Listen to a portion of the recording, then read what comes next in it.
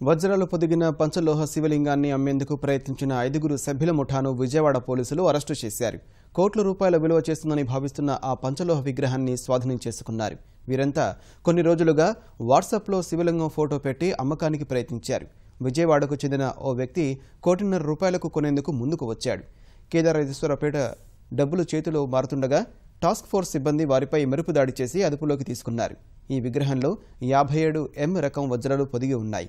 పంచలోహాలతో 5 తల నాగేంద్రుడి రూపంలో ఉన్న ఈ విగ్రహం పురాతనమైందిగా పోలీసులు భావిస్తున్నారు.